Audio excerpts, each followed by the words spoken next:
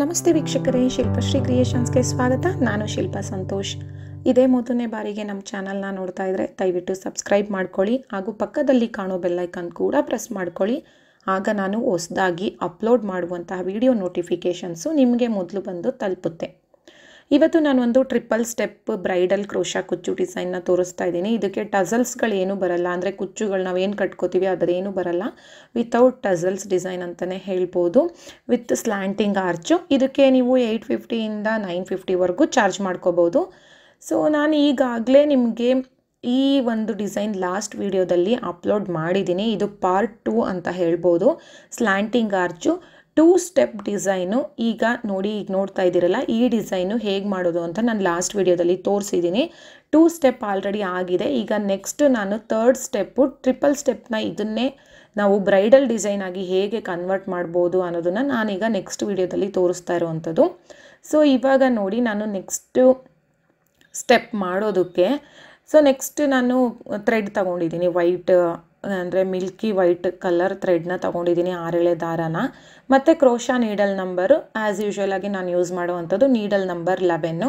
ನೀವು 10 ಕೂಡ ಯೂಸ್ ಮಾಡ್ಕೋಬೋದು ಡಿಸೈನ್ಗೆ.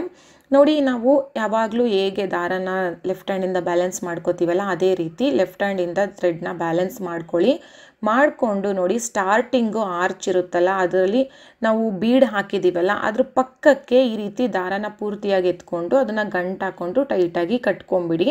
ನೀವು ಈ ಡಿಸೈನಲ್ಲಿ ಕುಚ್ಚುಗಳೇನು ಇಲ್ಲದಿರೋದ್ರಿಂದ ದಾರದ ತುದಿಗೆ ಗಂಟು ಹಾಕಿಟ್ಕೊಂಡು ನೀವು ಡೈರೆಕ್ಟಾಗಿ ಆ ರೀತಿ ಕೂಡ ಮಾಡ್ಕೋಬೋದು. ಏಕೆಂದರೆ ಹೆಂಗಿದ್ರೂ ಈ ಡಿಸೈನಲ್ಲಿ ನಾವು ಗ್ಲೂ ಪೇಸ್ಟ್ ಮಾಡಲೇಬೇಕು. ಹಾಗಾಗಿ ಈ ರೀತಿ ಬೇಕಾದರೂ ಮಾಡ್ಕೋಬೋದು, ದಾರದ ತುದಿಗೆ ಗಂಟು ಹಾಕಿಟ್ಕೊಂಡು ಕೂಡ ಮಾಡ್ಕೋಬೋದು. ಇವಾಗ ಅದೇ ಜಾಗದಲ್ಲಿ ಒಂದು ಲಾಕ್ನ ಮಾಡ್ಕೊಳ್ಳೋಣ. ಸೊ ಲಾಕ್ ಮಾಡಿಕೊಂಡು ಇಲ್ಲಿ ನನಗೆ ಬೀಡ್ ನಾನು ಒಂದು ಆರ್ಚ್ ಬಿಟ್ಟು ಒಂದು ಆರ್ಚಿಗೆ ಹಾಕಿದ್ದೀನಿ. ಆ ಬೀಡು ನನಗೆ ಆರ್ಚ್ ಮಿಡಲಲ್ಲಿ ಬರಬೇಕು. ಹಾಗಾಗಿ ನಾನು ಸ್ಟಾರ್ಟಿಂಗಲ್ಲಿ ಒಂದು ಬೀಡ್ ಹಾಕಿರೋದ್ರಿಂದ ಫಸ್ಟು ನೆಕ್ಸ್ಟ್ ಆರ್ಚಿಗೆ ನಾವು ಜಾಯಿನ್ ಮಾಡಬೇಕಂದ್ಬಿಟ್ಟು ಈ ಥ್ರೆಡ್ನ ನಾನು 5 ಚೈನ್ ಹಾಕಿಬಿಟ್ಟು ನೆಕ್ಸ್ಟ್ ಆರ್ಚದು ನಾವು 3 ಚೈನ್ ಗ್ಯಾಪ್ ಹಾಕಿರ್ತೀವಲ್ಲ, 3 ಚೈನ್ ಹಾಕಿ ಆಮೇಲೆ ಕಂಬ ಮಾಡಿರ್ತೀವಲ್ಲ, ಅಲ್ಲಿ ನಿಮಗೆ 3 ಚೈನ್ದ ಮೇಲೆ ಒಂದು ಚೈನ್ ಕಾಣಿಸುತ್ತೆ ಅಲ್ಲ, 3 ಚೈನ್ ಮತ್ತು ಒಂದು ಕಂಬದ ಮಧ್ಯೆ ಒಂದು ಚೈನ್ ಕಾಣುತ್ತಲ್ಲ, ಅಲ್ಲಿಗೆ ಲಾಕ್ ಮಾಡ್ಕೊಂಬಿಡೋಣ. ಸ್ಟಾರ್ಟಿಂಗ್ ಮಾತ್ರ 5 ಚೈನ್ ಗ್ಯಾಪ್ ಬರುತ್ತೆ ಅಷ್ಟೇ. ಅದು ನಾನು ಬೀಡ್ ಆ್ಯಡ್ ಮಾಡ್ಕೊಂಡಿರೋದ್ರಿಂದ ಅದು ಹಂಗಾಗಿದೆ. ಆಮೇಲೆ ನೀವು ನೆಕ್ಸ್ಟ್ ಮಾಡೋದಕ್ಕೆ ನೋಡ್ಕೊಳ್ಳಿ, ನಿಮ್ಮದು ಆರ್ಚ್ಗೆ ಗ್ಯಾಪ್ ಎಷ್ಟು ಬರುತ್ತೆ ಅಂತ ಒಂದು ನೋಡಿ. ನೀವು ಮಾಡಿರೋವಂಥ ಆರ್ಚ್ ಗ್ಯಾಪ್ಗೆ ನನಗೆ ಇಲ್ಲಿ ನೋಡಿ, ನಾನು 10 ಚೈನ್ಗಳನ್ನ ಮಾಡ್ಕೊಳ್ತಾ ಇದ್ದೀನಿ. 10 ಚೈನ್ ಮಾಡಿದಾಗ ನಮಗೆ ನೆಕ್ಸ್ಟ್ ಆರ್ಚ್ ರೀಚ್ ಆಗುತ್ತೆ. ನೋಡಿ, ಮಧ್ಯದಲ್ಲಿ ಬೀಡ್ ಹಾಕಿದ್ದೀವಲ್ಲ, ಆ ಆರ್ಚ್ನ ಹಾಗೆ ಬಿಟ್ಬಿಡಬೇಕು. ಪ್ಲೇನ್ ಆರ್ಚ್ ಏನು ಮಾಡಿರ್ತೀವಲ್ಲ, ಆ ಆರ್ಚಿಗೆ ನಾವು ಲಾಕ್ನ ಮಾಡ್ಕೋಬೇಕು. ನೋಡಿ, ಈ ರೀತಿ 10 ಚೈನ್ಗಳನ್ನ ಮಾಡ್ಕೊಳ್ಳಿ. ಸ್ವಲ್ಪ ರೀಚ್ ಆಗುತ್ತೆ ಅಂದರೆ ರೀಚ್ ಆಗೋದಲ್ಲ, 1-2 ಚೈನ್ ಎಕ್ಸ್ಟ್ರಾನೇ ಮಾಡ್ಕೊಳ್ಳಿ. 10 ಅಥವಾ 11 ಚೈನ್ಗಳನ್ನ ಮಾಡ್ಕೊಳ್ಳಿ. ನಿಮಗೆ ಸ್ವಲ್ಪ ಯು ಶೇಪಲ್ಲಿ ಬರಬೇಕು, ಜಾಸ್ತಿ ಬೇಡ. ಒಂಚೂರು ಲೂಸಾಗೇ ಇರಬೇಕು, ಚೂರು ಯು ಶೇಪಲ್ಲಿ ಬರೋ ರೀತಿನಲ್ಲಿ.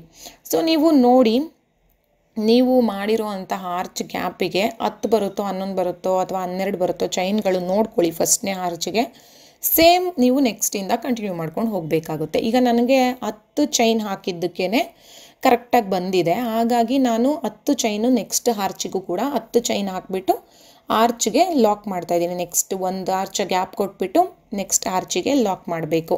ನೀವು 3 ಚೈನ್ ಗ್ಯಾಪ್ ಹಾಕಿರ್ತೀರಲ್ಲ, 3 ಚೈನ್ಸ್ ಹಾಕಿರ್ತೀರಲ್ಲ ಆರ್ಚ್ಗೆ, ಅದಾದಮೇಲೆ ಒಂದು ಕಂಬ ಮಾಡಿರ್ತೀವಲ್ಲ, ಅಲ್ಲಿ ನೀವು ಲಾಕ್ನ ಮಾಡ್ಕೋಬೇಕಾಗುತ್ತೆ.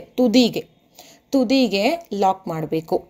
ಸೇಮ್ ಅದೇ ರೀತಿ ನಾವು ಡಿಸೈನ್ನ ಕಂಟಿನ್ಯೂ ಮಾಡ್ಕೊಂಡು ಹೋಗಬೇಕು. 10 ಚೈನ್ ಹಾಕಬೇಕು, ಒಂದು ಆರ್ಚ್ ಗ್ಯಾಪ್ ಕೊಟ್ಬಿಟ್ಟು ನೆಕ್ಸ್ಟ್ ಆರ್ಚ್ಗೆ ನಾವು ಲಾಕ್ ಮಾಡಬೇಕು. ಅಂದರೆ ನಮಗೆ ಈ ಬೀಡ್ ಇದೆಯಲ್ಲ, ಮಿಡಲ್ ಆರ್ಚ್ ಬೀಡ್ ಇದೆಯಲ್ಲ, ಅದು ನಮಗೆ ಆರ್ಚ್ ಮಧ್ಯಕ್ಕೆ ಕಾಣಿಸೋ ರೀತಿಯಲ್ಲಿ ಬರುತ್ತೆ.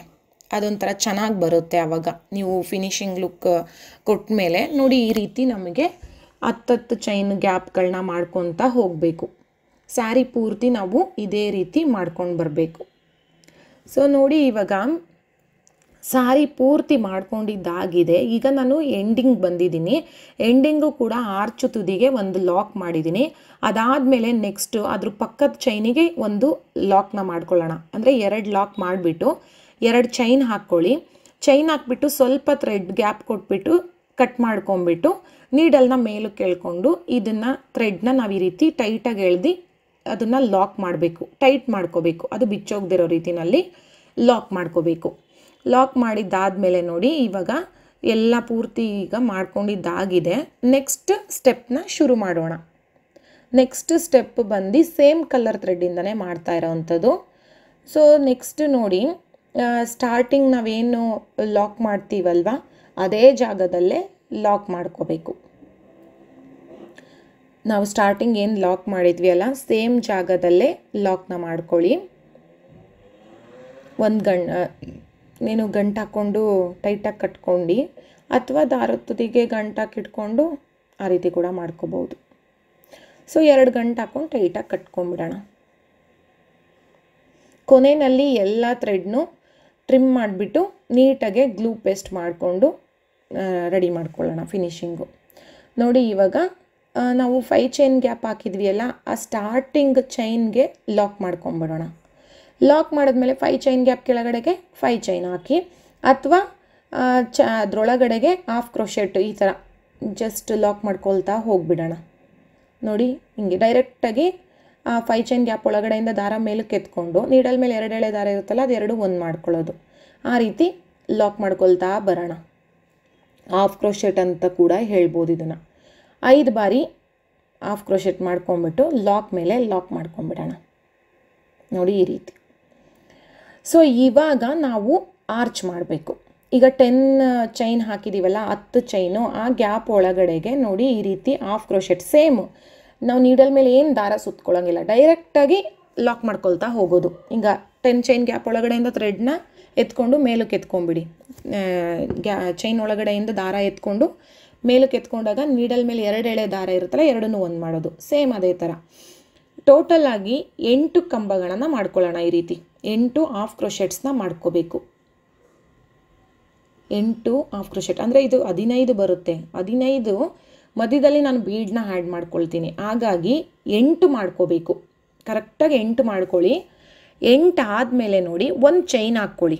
ಒಂದು ಚೈನ್ ಹಾಕಿಬಿಟ್ಟು ಸ್ವಲ್ಪ ಥ್ರೆಡ್ನ ಮೇಲಕ್ಕೆ ಎತ್ತಿ ಒಂದು ಪುಟ್ಟು ಬೀಡು, ನಾವು ಬೀಡ್ ತೊಗೊಂಡಿದ್ವಲ್ಲ ಪುಟ್ಟದ್ದು ಒಂದು ಬೀಡನ್ನ ಆ್ಯಡ್ ಮಾಡಿ ಬೀಡನ್ನ ಲಾಕ್ ಮಾಡಿ ಮತ್ತೆ ಒಂದು ಚೈನ್ನ ಹಾಕ್ಕೊಳ್ಳಿ.